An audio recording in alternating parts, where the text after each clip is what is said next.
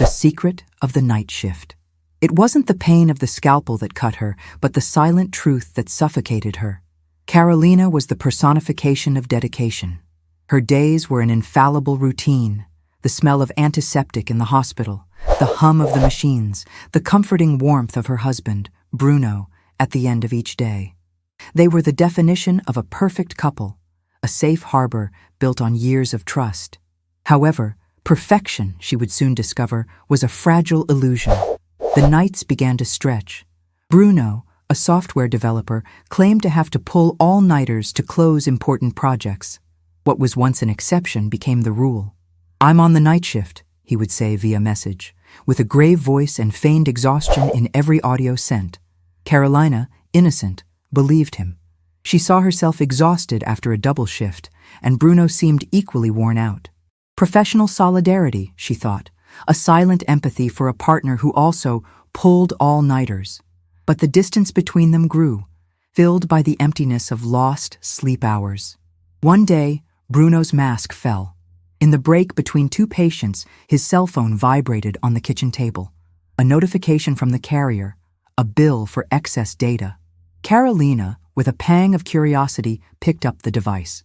The password was their wedding anniversary, proof that he had nothing to hide. Or so she thought. What she found was a labyrinth of deleted messages, of photos from romantic dinners at restaurants he claimed never to have gone to, of shared laughter with a voice that was not hers. There was the betrayal, cold and inhumane, and a photo of a woman smiling, wearing a white coat with a badge hanging from her neck. The badge read, Dr. Fernanda Santos. It wasn't just a betrayal, it was a nightmare. Carolina's world came crashing down. The hospital, which was once her sanctuary, became a dungeon of painful memories. With every patient she attended, every scalpel she held, she felt the blade of betrayal piercing her heart. Her life was a lie. Bruno's dedication, his complicity, his support on difficult nights, everything was just a well-constructed farce. The truth was a poison that was slowly killing her. She needed answers. She needed to confront Bruno. But before she could, life would give her the cruelest of ironies. On the same day she discovered the betrayal, an emergency was announced in the surgery wing. A serious accident, multiple traumas. Carolina prepared for the shift, the pain in her heart mixing with the adrenaline of the job. When the patient arrived, covered in blood and unconscious, she realized it was Bruno. The pain in her chest intensified, and as if that weren't enough, the doctor in charge of the case was Dr. Fernanda Santos. Their eyes met. The silence in that room was deafening. The other woman's face, which once seemed a triumph, was now a mask of panic and guilt. In a flash, Carolina realized the truth. Bruno's night shift wasn't with a lover, but with the lover. A nurse, a doctor, and a patient. The secret was exposed. Carolina, with an impassive face, watched Dr. Fernanda fight for the life of Bruno, the man they both loved. She was the main nurse on the case, and her professionalism overcame the pain. She held the instruments firmly, passed scalpels and gauze, and monitored vital signs with a chilling coolness. Dr. Fernanda cast glances of pleading and despair at her, but Carolina did not return the look. The hospital, once the stage for her pain, was transformed into an arena of silent revenge. Revenge, she realized, was not about hurting, but about showing that the truth always comes to light, and that some wounds, even with all the scalpels in the world, would never be healed. She would heal herself, but the secret, now public domain between the two, would be the deepest scar. The final irony was that night, Bruno's life depended on the woman he betrayed, assisted by the lover he also deceived. The silence of the hospital, which was once just professionalism, was now the silence of a shared secret. Carolina remained in the operating room, her presence a beacon of professionalism amidst the emotional storm. With every movement, every instrument passed, the pain mixed with adrenaline, but she did not waver. Fernanda, the doctor trying to save Bruno's life, worked feverishly, but her eyes, every now and then, crossed with Carolina's. There was a silent plea, a request for forgiveness that the nurse was not willing to grant. For Carolina, This was no longer just an emergency shift. It was the settling of accounts of her life. The man who had broken her heart was on the operating table, and the woman who had helped him deceive her was by her side. A cruel irony. Time seemed to stand still. Hours of hard work, of lives saved and lost, went by. Finally, the surgery was over. Bruno's body, now stable, was taken to the ICU. Fernanda, exhausted, took off her mask. "Carolina, she began, but the nurse cut her off with a gesture. There was no room for apologies, not at that moment. What mattered was that the truth was there, exposed, and that Bruno, for a moment, had lost everything. Carolina went home. The apartment, once a sanctuary of love and peace, was now a tomb of lies. She looked at the wedding photos, at the small notes he had left for her, and felt nothing. The pain had been replaced by an emptiness, by a coldness that protected her from reality. She did not cry. She did not scream. She just started packing her bags. That place was no longer her home. It was just a reminder of what she had lost. She did not need Bruno, did not need anyone who would deceive her. She had her profession, her strength, and the ability to rebuild herself. When Bruno woke up in the ICU, he found the on-duty nurse. He tried to speak, but the words wouldn't come out. He looked to the side, looking for Carolina, but didn't see her. He felt a pang in his heart. It wasn't the pain of the surgery, but the terror of having lost the only person who truly loved him. The nurse then handed him an envelope. It was the divorce papers. Bruno cried, not from the physical pain, but from the emptiness he knew he would never fill. The nurse then said, "Doctor, Fernanda is in the waiting room." He realized what had happened. The final irony was that, in the end, he was completely alone. His lie didn't just hurt the heart of one woman, but two, and his own as well. Life, she realized, wasn't a soap opera. It didn't have a happy ending. It had a realistic ending. And reality sometimes is the cruelest of all. In the world of medicine, every mistake is fatal. In life, every broken promise is too. Juliana was a dedicated nurse.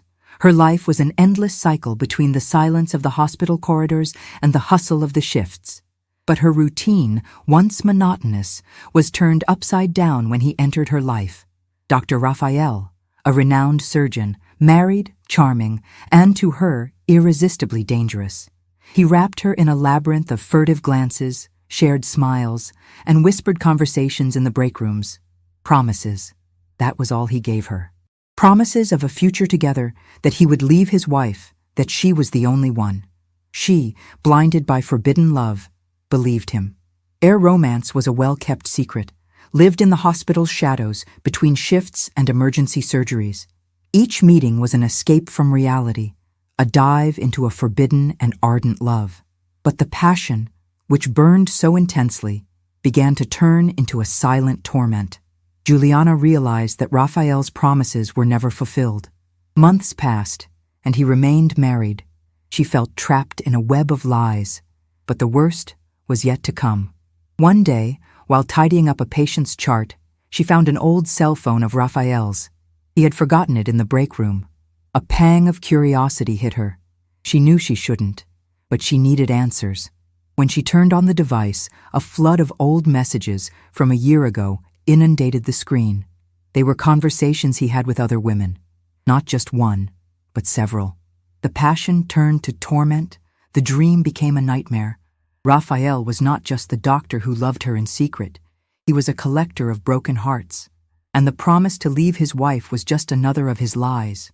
The betrayal was not just against his wife. The betrayal was against her, against the promise of exclusivity he had made. She realized she was just another chapter on his list of conquests, a nurse who fell for a seductive doctor. Her world came crashing down. The hospital, once the stage for their love, now became an arena of her humiliation. Every look from Raphael was a stab, every smile, a lie. She felt used, thrown away, and the pain was so intense it was almost physical. The anger consumed her. She needed justice. But how could she expose the truth without exposing herself? She was at a dead end. The next day was a hell. Juliana could barely look at Raphael. The man she loved was a stranger. He didn't seem to notice the change in her, continuing with his smiles and glances. The final scene would be in the operating room. He was the head surgeon, and she was his assistant. The irony was cruel. The man who had betrayed her was in her hands. She had the scalpel, and he had the patient's heart. The tension was palpable. The patient's life depended on her. But her heart, she knew, was already broken. And then, in a moment of distraction, she saw his phone vibrate. A new message.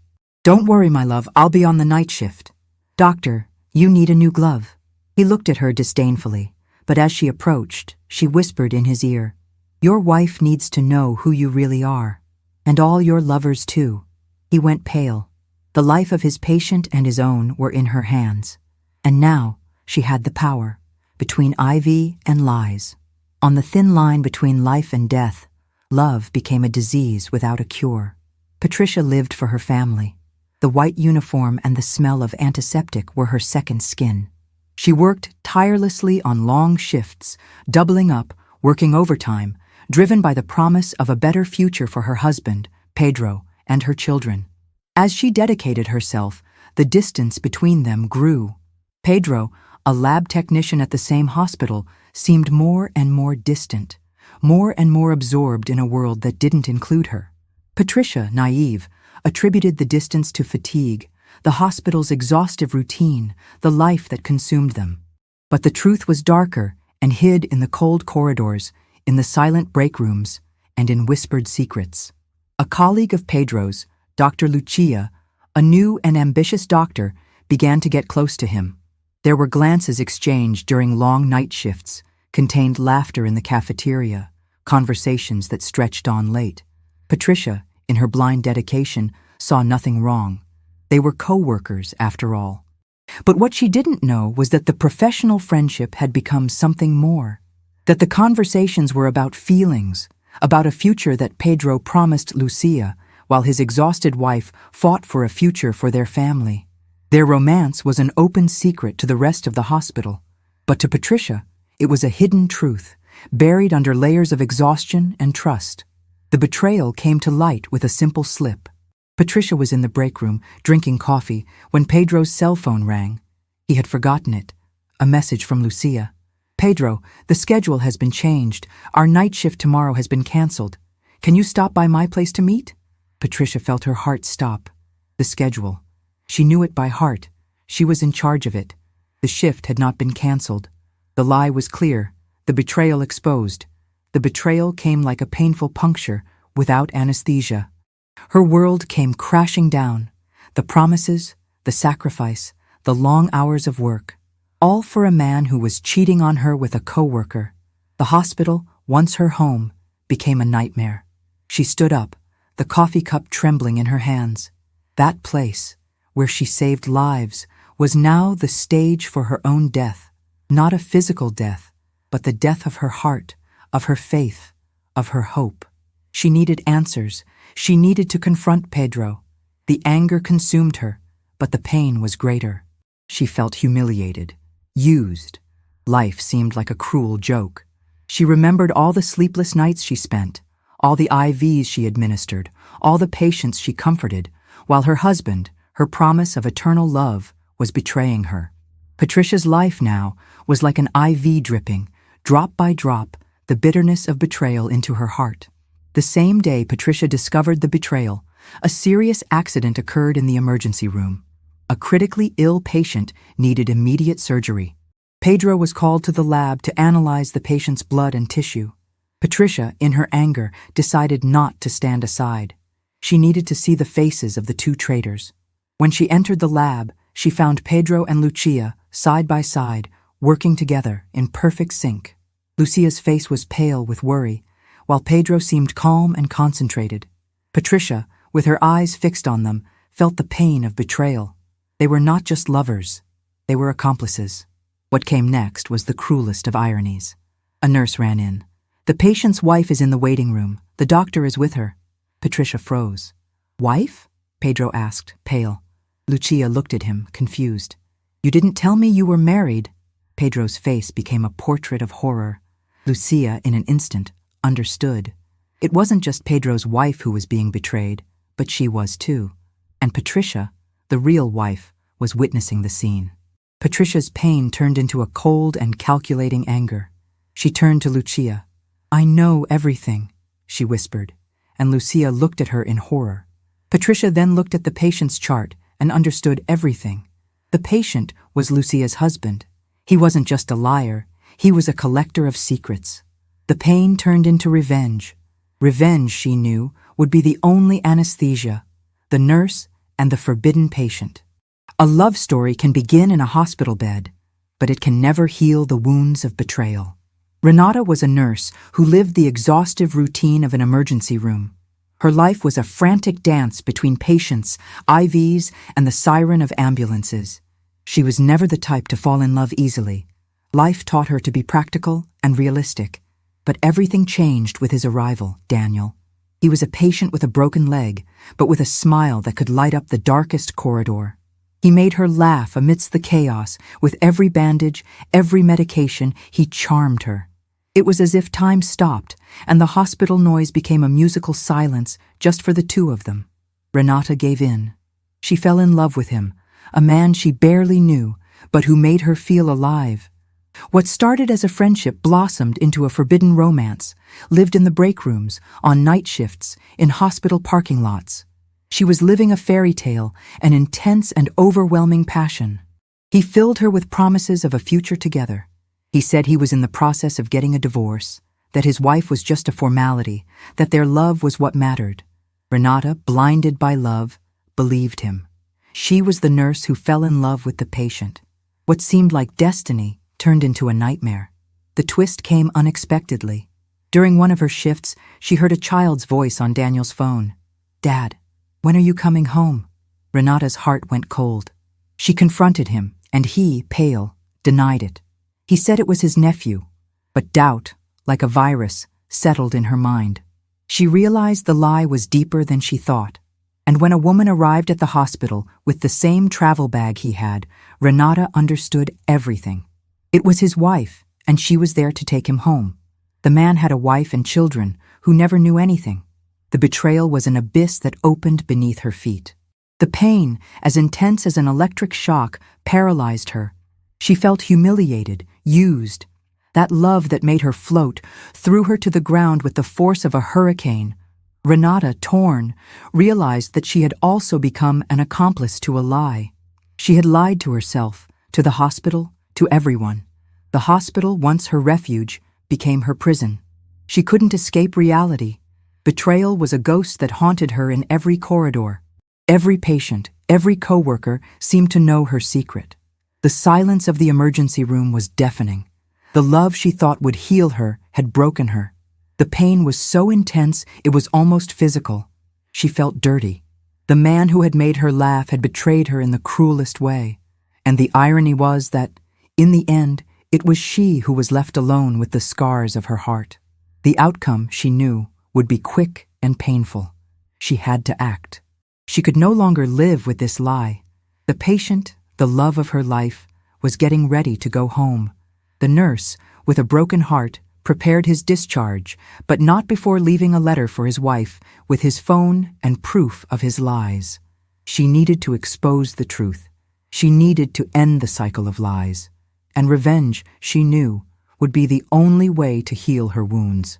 The wife then arrived with the same bag, the same smile, the same hope for a happy future. The irony was cruel. The man who had slept with her was a stranger, and the woman he loved was a stranger. And when the wife, with a trembling voice, asked about the letter, he turned, pale, to her. The truth, like a scalpel, cut him. He was alone. The nurse turned and left the room with a broken heart, but a clean conscience. The patient she had healed had wounded her, and she, the nurse who had healed him, had killed him. Love, she realized, was more dangerous than any disease. Never delivered letters. The written word has the power to eternalize love, but in the wrong hands, it can also become the cruelest weapon. Sophia was the personification of dedication, not just to her profession as a nurse, but to her marriage with Raphael, also a nurse. Their lives were intertwined in double shifts, night duties, and the comforting silence of home. The exhaustive routine was proof of their love, a mutual sacrifice for a future they were building together. Sophia's greatest passion was writing. She wrote love letters to Raphael, an old-fashioned gesture she hid in the closet, a treasure of sincere feelings. Each line was a promise, a whisper from her heart. She believed that writing was the purest form of loving. And Raphael, with his calm demeanor and the right words, seemed to agree. What Sophia didn't realize was that Raphael used the same gift of words to deceive.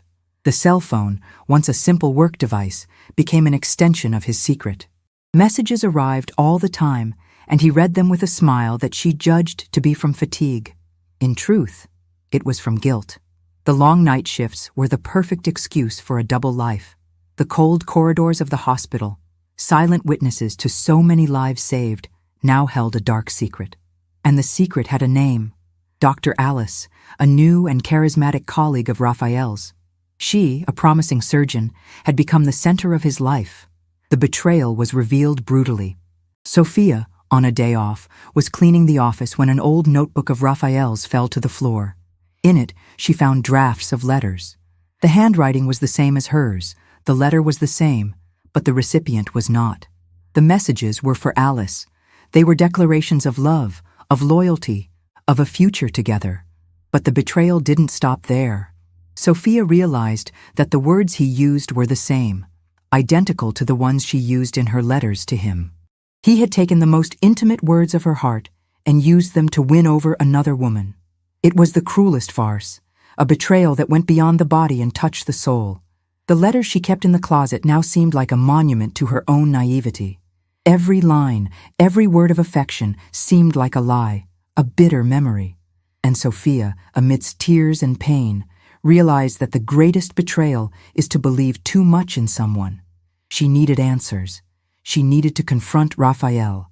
Life seemed like a bad joke. That man, to whom she had dedicated her life, was a stranger, a liar.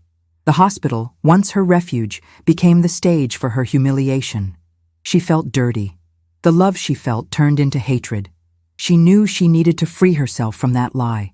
She needed to expose the truth, not to get revenge, but to heal herself. That same night, she was in the break room, and Raphael's cell phone, accidentally forgotten, vibrated. It was a message from Alice. "Glad you got the promotion. Let's celebrate tomorrow." Sophia, confused, looked at the screen. Promotion? She knew Raphael wanted a head position. The twist was colder than she ever imagined. She opened the conversation and read the messages. It wasn't a romance. It was a game. Raphael had approached Alice, not for love, but for self-interest. The letters, the words, the promises were a plan to get the promotion he wanted so much. Love was just a tool, a stepping stone for him to climb the career ladder. The betrayal was deeper than she thought. It wasn't about a love triangle. It was about the cruelty of a man who used love as a bargaining chip. Sophia's pain turned into cold anger. The humiliation of being betrayed for love was terrible, but being used for ambition was unbearable. She took all the letters she had written, the ones she kept as a treasure, and threw them in a trash can. That was the end. And as the letters burned in her chest, she realized that the greatest betrayal was not his. The greatest betrayal was hers, to herself, for allowing herself to believe in a love that was not real. That was the beginning of her new life, without him, without lies.